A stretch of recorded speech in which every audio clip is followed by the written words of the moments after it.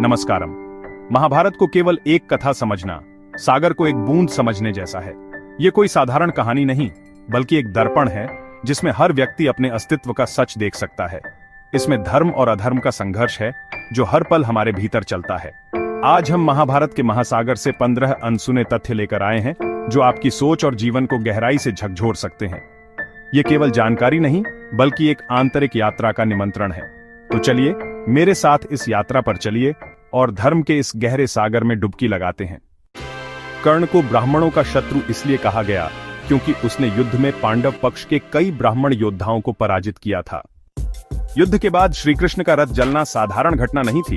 वह रथ ब्रह्मास्त्रों की ऊर्जा से भरा था जिसे कृष्ण ने अपनी दिव्यता से थामे रखा था। श्री कृष्ण के देह त्याग के साथ ही अर्जुन की शक्ति भी लुप्त हो गई।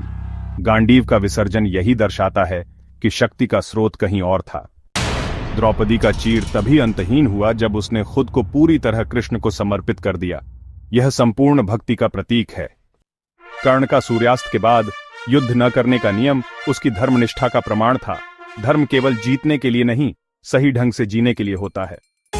शल्य का मन पांडवों के साथ था, लेकिन शरीर कौरवों के साथ कर्ण का सारथी बनकर उसने उसकी ऊर्जा को कमजोर किया। युद्ध से पहले श्री कृष्ण ने कर्ण को उसका सत्य बताकर युद्ध रोकने की कोशिश की। कृष्ण का उद्देश्य केवल विजय नहीं, धर्म की स्थापना था। भीम का जल में गदा अभ्यास केवल शारीरिक नहीं, बल्कि एक यौगिक क्रिया थी जिससे उसे अमानवीय बल प्राप्त हुआ। अज्ञातवास में अर्जुन द्वारा द्रुपद को हराना उसका पहला सार्वजनिक प्रमाण था कि सच्चा कौशल परिस्थितियों का मोहताज नहीं। दुर्योधन का झील में न डूबना उसके जल में गदा अभ्यास का परिणाम था। उसने अपने शरीर को जल में स्थिर करना सीख लिया था। व्यास मुनि द्वारा संजय को दी गई दिव्य दृष्टि केवल देखना सुनना नहीं, बल्कि चेतना का विस्तार था। अश्वत्थामा को अमरता नहीं, बल्कि अपने पाप और पश्चाताप के साथ अनंत काल तक भटकने का श्राप मिला। गांधारी की तपस्या ने उसकी दृष्टि में अद्भुत ऊर्जा भर दी। इंद्रियों का संयम शक्ति को रूपांतरित कर देता है। एकलव्य का अंगूठा मांगना केवल दक्षिणा नहीं, बल्कि असाधारण प्रतिभा के दमन का प्रतीक था। युधिष्ठिर का सदेह स्वर्ग जाना दर्शाता है कि केवल वही परम लक्ष्य तक पहुंचता है जो हर परिस्थिति में धर्म और संतुलन बनाए रखता है।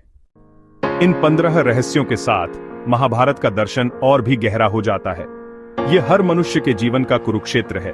हर पात्र, हर निर्णय आज भी हमारे लिए एक गहन सीख है।